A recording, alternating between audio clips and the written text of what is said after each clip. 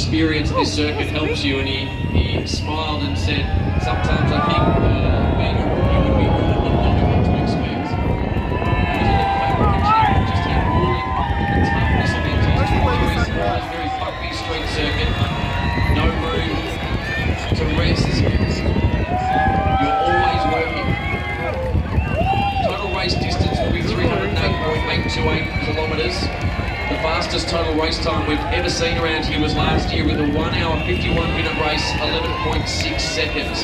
Now we have a cut-off in Formula 1 of 2 hours. And it's been 3 times in this Grand Prix that we've actually gone to the 2 hour time limit. Highest speed last year we saw in the speed traps was 311.6 kilometres an hour from Kimi Räikkönen, that man on screen. That was measured in the run between turns 6 and 7. Full throttle about 49% of the lap. That's quite low on our calendar. And the drivers are on the brakes for 25% of the lap, which is extremely high.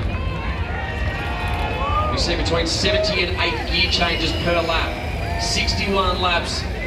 Well, you can do the math. That's a lot of gear changes. We've heard mention of tyres today.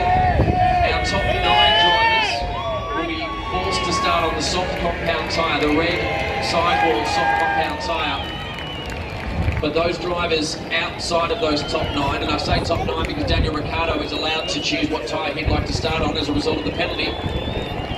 They can choose whether they start on a medium or a hard tyre, as we heard Daniel Ricciardo saying to Greg Rust. They'll roll the dice on that option. 100% of the races we've had in Singapore over the last 11 years have had a safety car. And in many cases we've had multiple safety cars. Will that run continue here? And will it be an early safety car period which will throw strategies up in the air? There's the potential for an undercut out on track, make a call to go to a newer tyre, a medium or a hard early on in the race, and just jump the car in front of you. They'll be covering off, there'll be all sorts of strategies unfolding as the drivers make their way through turn 23. There's Sebastian Vettel. Can he jumpstart his 2019 season, a season where he hasn't had a win yet? I say yet because he's been so strong here in Singapore over the 11 years he's been here prior. Only 2 drivers have done every single Singapore Grand Prix, Sebastian Vettel and Lewis Hamilton.